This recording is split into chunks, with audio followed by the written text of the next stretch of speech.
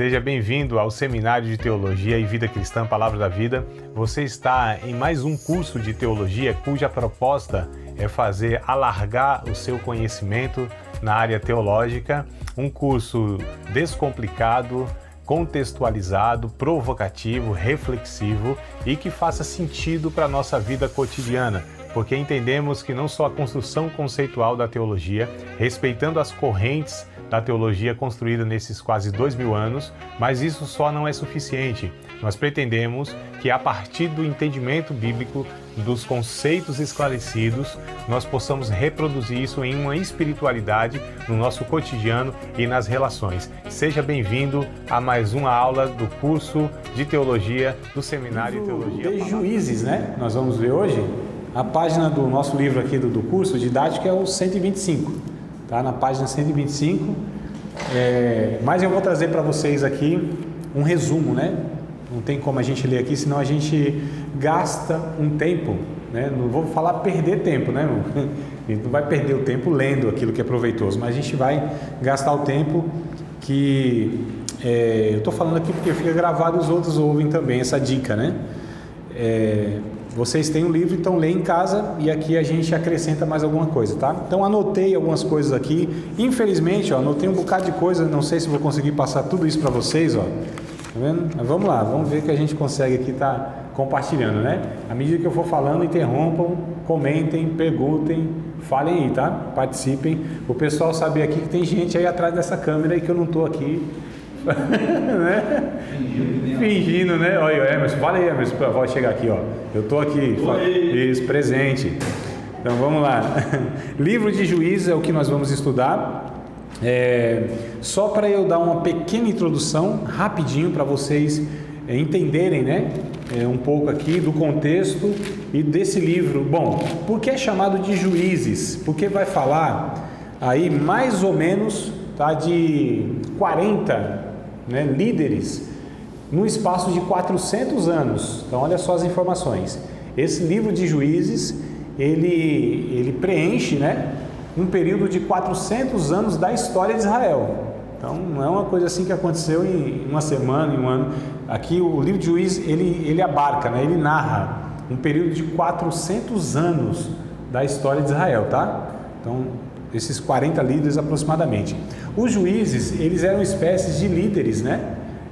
Não tinha ainda a configuração do rei. O primeiro rei foi Saul, né? Que a gente vai estudar, acho que é o próximo livro, inclusive. Não, próximo não.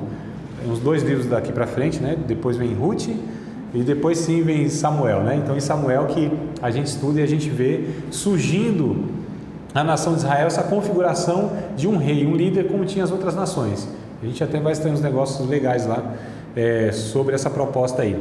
Mas não tinha. Então assim, tinha Moisés, né, o grande líder da nação. Aí depois veio Josué, que nós estudamos, e é o primeiro livro de histórico. E agora não tem mais o líder. Josué morre. E o que acontece? Moisés e Josué eram líderes da nação, toda a nação, né? Aqui, esses são líderes regionais. Então, por exemplo, você tem um líder lá que ele é líder sobre uma ou duas tribos, né? Vocês acho que já sabem disso aí. A nação de Israel foi dividida em 12 tribos, né? Então, assim, algumas tribos, o juiz tinha jurisdição, ele era reconhecido, lá ele liderava, mas não sobre toda a nação. Não houve nenhum juiz aqui, que eu me lembro agora, que ele teve essa abrangência de ser líder em toda a nação, tá certo?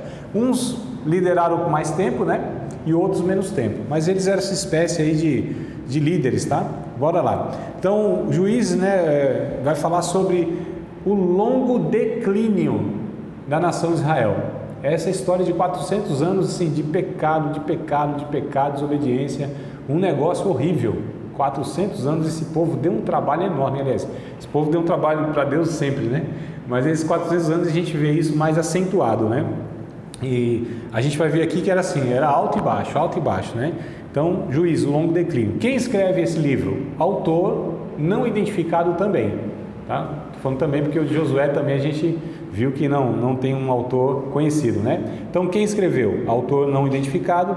O que ele escreve? Então, a história dos 400 anos de Israel, né? Onde é escrito? Lá em Canaã, qual o período que esse livro foi escrito? Mais ou menos durante 1375 a.C., tá? O ano 1375 a.C., né? Até 1050. Então, aproximadamente arredondando, no período de 400 anos, é o que foram escrevendo, o que aconteceu aí, tá? Por que esse livro foi escrito? Para enfatizar a importância do compromisso nacional com o Senhor, tá?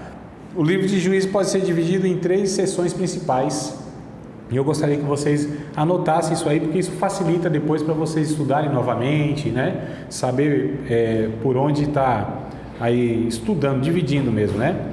Então, do capítulo 1, do verso 1 até o capítulo 3, verso 5, do capítulo 1, a partir do verso 1 até o capítulo 3 e versículo 5, a gente divide esse bloco aqui, né, de capítulos, que vai falar sobre as causas do declínio da nação de Israel, tá? Então, nesse trecho aqui conta as causas do declínio.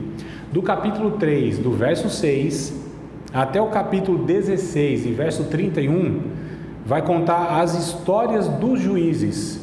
Então, todos os juízes estão aqui narrados, né? Contadas as suas histórias nesse trecho aí, do capítulo 3, verso 6 até o 16 e o verso 31.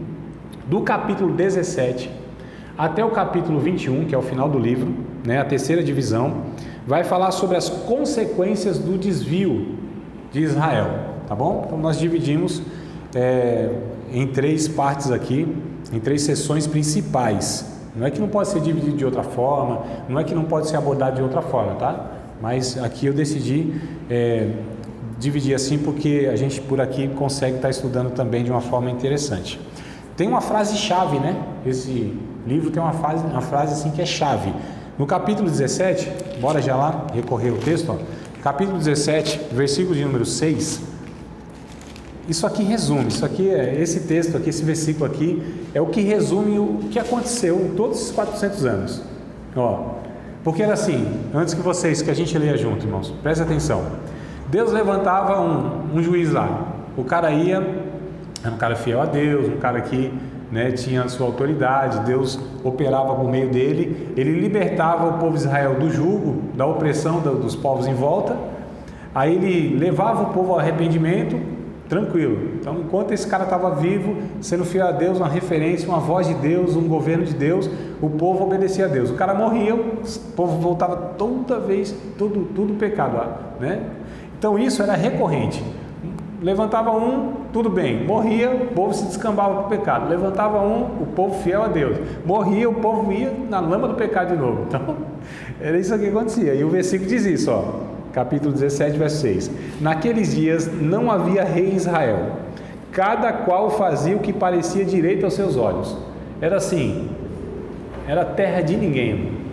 Não tinha líder, não tinha quem ensinava. Então o povo, ó, fazia o que queria. Não tinha ninguém para repreender. O capítulo 21 e 25, ó, repete também, né? Que é a palavra-chave aqui, ó. Lá o último versículo do livro. Naqueles dias não havia rei em Israel, porém cada um fazia o que parecia reto aos seus olhos, né? Então esses 2 versículos aqui é a palavra-chave. É o que resume o que acontecia depois que morriam esses líderes aí.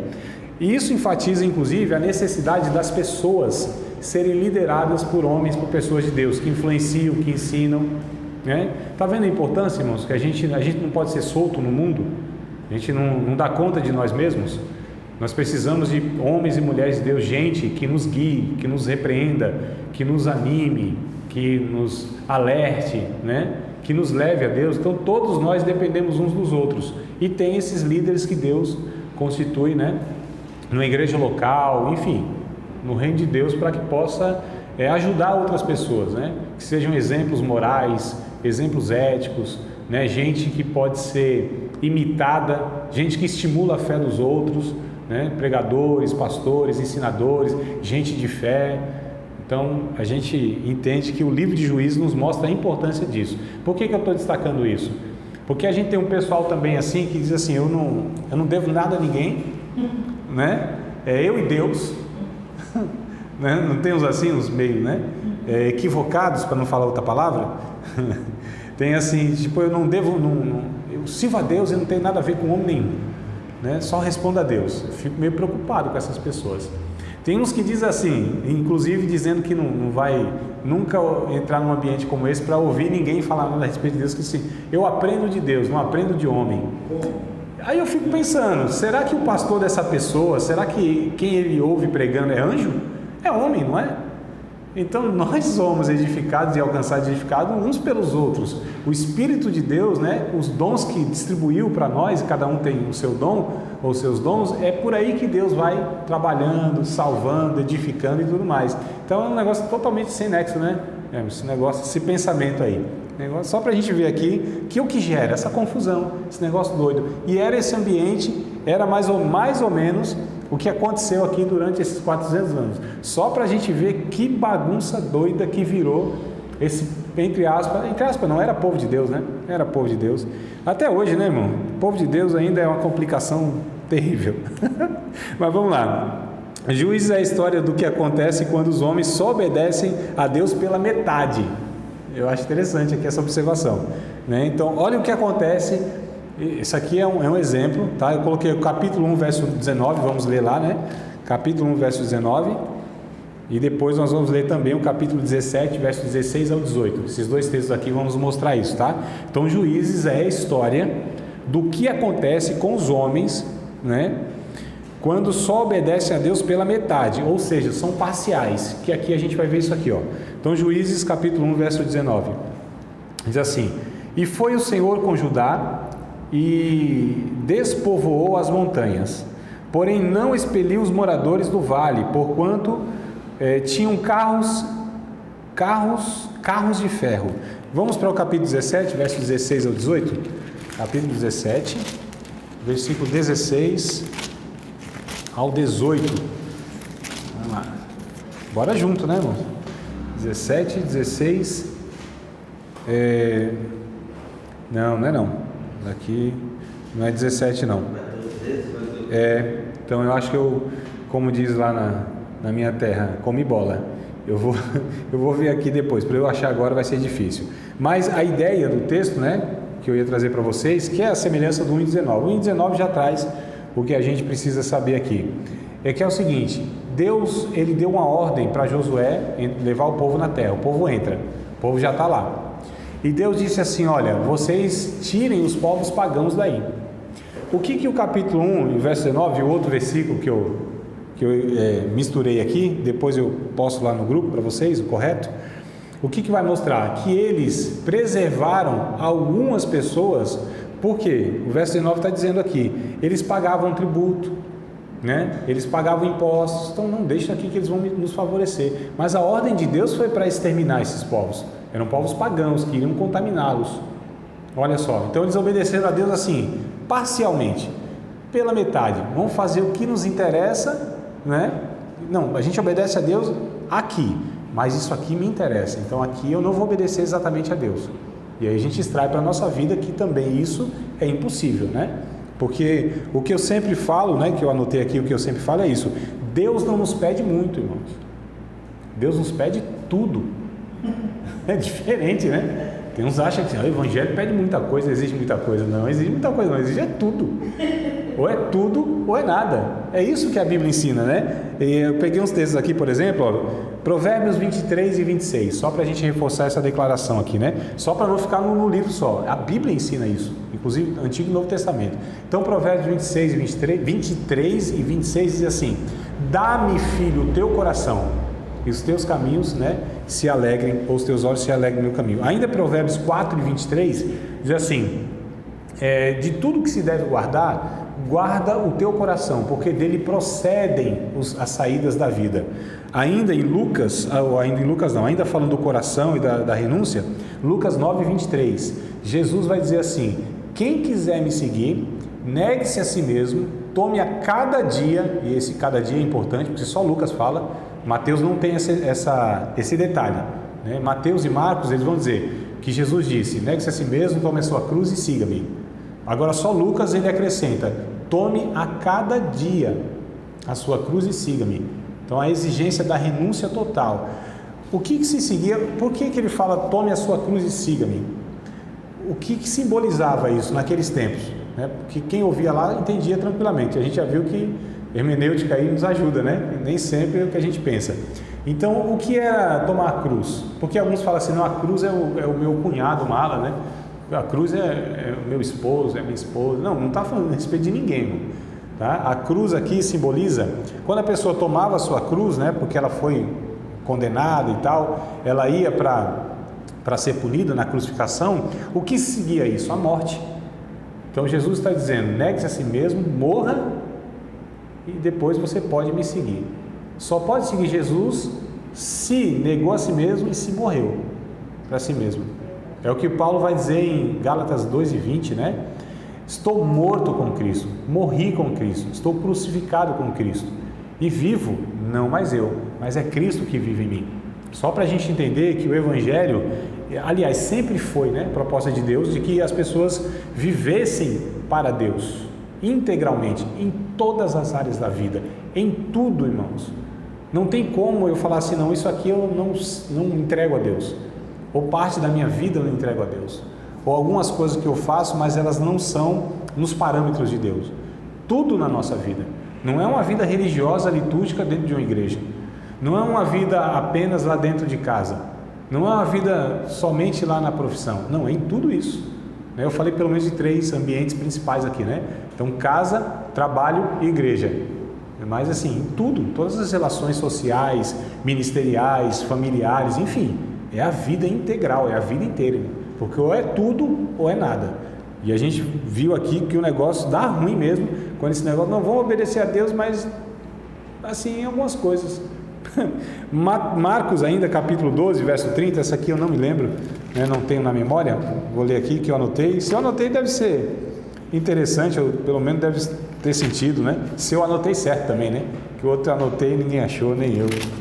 Marcos capítulo de número 12, acontece, né? Acontece nas melhores famílias. No capítulo 12, verso 30, tomara que esse aqui faça sentido, que exista também, né, irmão? Lucas 9:23, amada. Capítulo 9 e 23, quando Jesus disse a necessidade do discípulo negar, morrer para segui-lo. Marcos 12 e verso número 30, vamos ver se tem sentido, se é isso mesmo. É isso aí mesmo, aqui eu acertei, graças a Deus.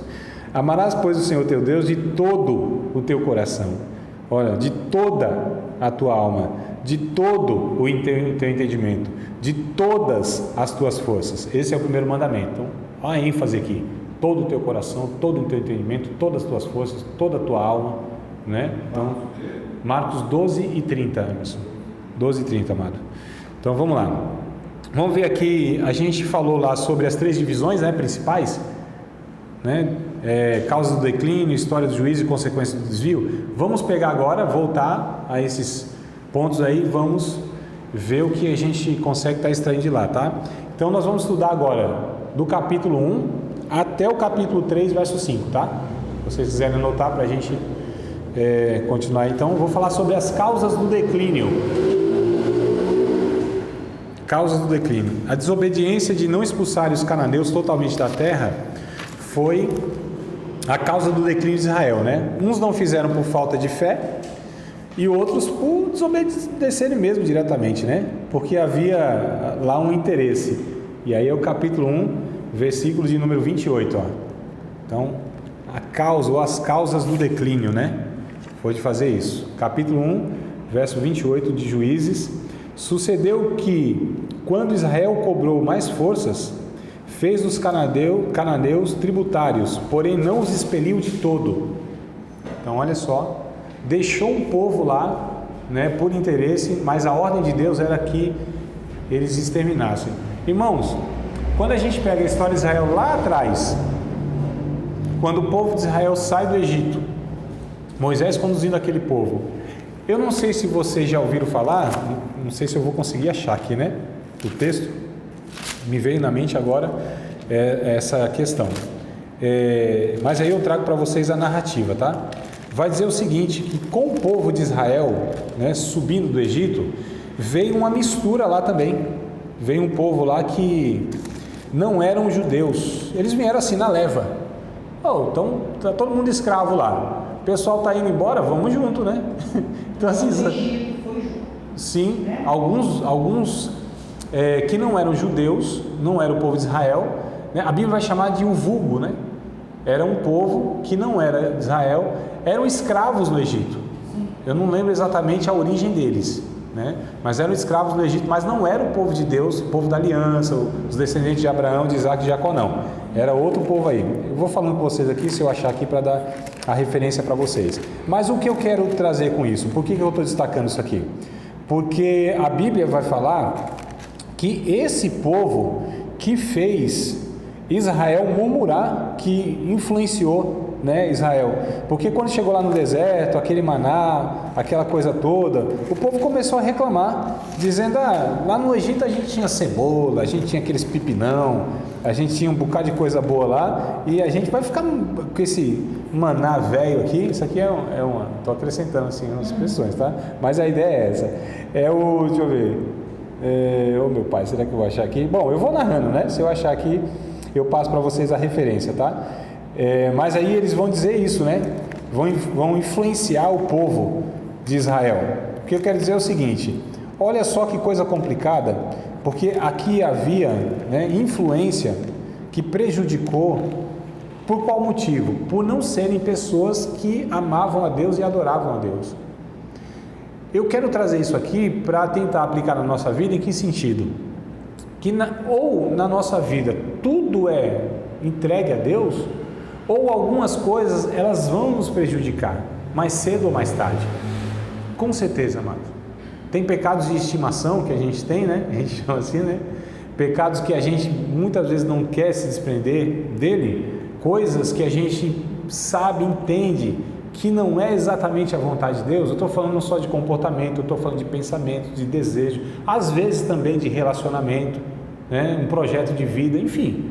Aí vocês vão pensando aí o que pode ser, mas alguma coisa que fala, isso aqui não é vontade de Deus, isso aqui não faz parte do plano de Deus para a minha vida, isso aqui não edifica, pode ser o que for, um monte de coisa pode ser colocado nesse pensamento aí, né? Ou nessa abordagem, e isso mais cedo ou mais tarde vai minando, né? Muitas vezes o caráter, vai minando o desejo de servir a Deus, vai minando a santidade. Então a gente precisa ter muito cuidado com essas questões, e o livro de Juízes nos mostra o prejuízo que isso pode causar, quando assim é parcial, né? Não é um todo. Irmãos, o evangelho é radical, evangelho assim de fato, as palavras elas são muito enfáticas, né? Quando fala da conversão, fala de morte, sepultamento e crucificação. Esses três termos que a Bíblia e o Novo Testamento usa, né, para conversão. Então, morri, fui crucificado e sepultado. Olha as expressões, todas elas muito fortes, né? Trazem essa ideia de que assim, cortou mesmo, é tudo. Então assim, extermina, mata, sepulta, enterra, crucifica. Tem que fazer isso diariamente, para o desespero nosso. Não é uma vez só que a gente faz isso, é diariamente, porque a gente é corrupto por natureza, né? E aí essa questão, o povo ia um tempo de boa, tal, tinha um líder, mas quando o líder não estava mais, o povo caía de novo, porque essa é a tendência nossa, né? É isso que o livro de Juízes também, entre outras coisas, nos mostra. Essa tendência natural nossa, que se não tiver o Espírito Santo muito forte, se a gente não for, né, ladeado por pessoas que também nos alertam em dado momento da vida, a nossa tendência é se perder no meio do caminho. Por quê? Que um monte de líder que a gente vê no cenário nacional e até mundial, mas vamos falar do nacional aqui, nosso Brasilzão, que eram homens de Deus há não sei quantos anos atrás, fizeram um bocado de coisa boa, e parece os caras endoidados, assim, fazendo um monte de coisa, um monte de escândalo. Por quê? Porque muitas vezes não tomaram esses cuidados aqui, né? Não tiveram o discernimento, a sensibilidade, o cuidado, a humildade de entender todo esse processo aqui. É um negócio complicado, né? Então é por isso que a gente precisa sempre estar se humilhando na presença de Deus. Nós não somos confiáveis. Eu não confio em mim, né? E eu sugiro que você não confie em você. Capítulo 3, a partir do 3, né? O capítulo 3, é melhor dizendo, a partir do verso 6 até o capítulo 16 e o 31, é o segundo bloco, né? Que é a história dos juízes, tá? Então, o juiz era um indivíduo, né, como eu disse, que Deus levantava para liderar uma ou mais tribos de Israel. Eram habilidosos, e aí exerciam todos os poderes governamentais, né? Executivo, legislativo e judiciário, ou seja, eram líderes espirituais, políticos e militares.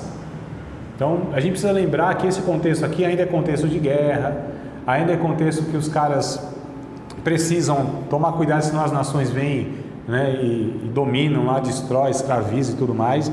Então, esses líderes, eles eram líderes no âmbito espiritual, no âmbito político e no âmbito militar. Então, era uma espécie mesmo de um rei, né? Mais ou menos um cara que governava mesmo em todos os sentidos, né? Você não tinha aqui... Esse tempo me parece que não houve, né, profeta, um ministério profético mesmo, né? Então a gente teve lá o Moisés, uma espécie de profeta, mas era um líder mais mesmo no sentido político, espiritual também, né? E militar, então ele tinha também essa configuração. Os profetas vão chegando mais assim evidentes lá em Samuel também, né? Samuel, que a gente vê que é o ministério profético que Deus levanta forte, até mesmo para repreender os reis, né, e conduzir toda a nação. Mas aqui não. Esses caras, eles exerciam, eles tinham aí essas influências aí, tanto espiritual, tanto militar, quanto política, tá? Então, só para a gente entender quem eram esses caras, né? Os juízes. Aliás, a gente fala os caras, mas tinha uma mulher também, né? Quase não se fala dela, né? Que é a Débora. Então, mas assim, acho que ela é exceção mesmo. Não, tem outra lá que eu esqueci. É a Cisera também, né? Cisera também, né? Tá aí numa listinha, Emerson? Tá numa listinha aí dos juízes? Tá na página aberta aqui, onde Sangar liberta Israel de 600 filisteus. Ainda bem que a gente leu certo. O tópico aqui é Débora e a Cisera, né? Ainda bem que a gente leu certo, porque alguns leem Cícera, né? Mas Cisera, tá? Então essas duas mulheres, né, exceção, foram usadas por Deus aí também, mas nessa, por exemplo, a Débora tinha um camarada por trás, né? Também, que o cara era meio covardão, juiz meio assim, vacilão. Esses são tudo termos teológicos que eu estou usando aqui, né? Então assim, aí surgiu essa mulher e tal, mas é exceção. A grande maioria sempre foram os líderes homens, né? Então vamos lá, do capítulo 17 até o 21, né, que é a terceira divisão que nós propomos lá para estudar o livro, vai falar sobre as consequências do desvio, tá? Então do capítulo 17 até o 21, consequências do desvio. Quando nós nos desviamos de Deus, né, somos afetados de 3 maneiras. Então eu coloquei aqui, ó, as consequências do desvio: espiritual, moral e social. Foram as consequências que houve aqui desse desvio, né, ou dos desvios. Espiritualmente foram prejudicados, moralmente foram prejudicados, socialmente foram prejudicados. Isso também cabe para a nossa vida. Então, olha o que o pecado pode fazer: nos prejudicar espiritualmente, moralmente, né, e socialmente também. O pecado é destruidor, em todos os âmbitos. Mas vamos lá, espiritualmente, o capítulo 17 e o 18. Vamos junto aqui para a gente extrair. Isso. O 17 e o 18 vai falar sobre o desvio, né? Ou as consequências do desvio no sentido espiritual, tá? Então, capítulo 17 e 18, né? Vai falar sobre um homem lá chamado Mica, tá? Até no título, né? Algumas bíblias está lá. Havia um homem da montanha de Efraim cujo nome era Mica, versículo de número 1. Então, esse Mica fez um ídolo, né? E ele leva um levita a servir como sacerdote, e o resultado é a perda e a distorção do conhecimento de Deus. Então esse cara aqui, ele contratou um sacerdote para ele, particular. Ele levanta um líder, levanta um ídolo. Olha só, um cara idólatra, levanta o ídolo e ainda contrata um sacerdote, fala: isso aqui é o meu sacerdote, ele vai interceder aqui, né, diante de Deus por mim, e está tudo certo. Então olha o declínio espiritual, olha que loucura. Se a gente fica pensando hoje, a gente pode até fazer uma comparação com algumas pessoas aí que são meio equivocadas, né? Fazem coisas assim totalmente fora da vontade de Deus, e porque de repente tem um profeta na igreja dele, porque tem alguém conhecido, alguma coisa desse tipo, eles acham que eles podem continuar servindo a Deus. Mas um desvio assim espiritual, é um declínio mesmo que houve aqui, né? Irmãos, é assustador a gente ver hoje como que as pessoas têm uma distorção enorme, distorcem de uma forma brutal, né, a questão do servir a Deus, pensam que pode fazer essas loucuras aí e ainda estão servindo a Deus. Então, primeiro desvio espiritualmente, o capítulo 17 e o 18 mostra isso. O capítulo 19 para mim é assustador, é um negócio feio demais aqui, tá? Então até peço para tirar as crianças da sala, porque aqui é um negócio feio, ó. Capítulo 19, a gente vai ver aqui, opa, deixa eu virar a página. Capítulo 19 aqui, ó. Sob a ameaça de ser violento sexualmente, né, por homens, ou violentado sexualmente por homens, um viajante entrega sua concubina, né, que era sua mulher, aos estupradores.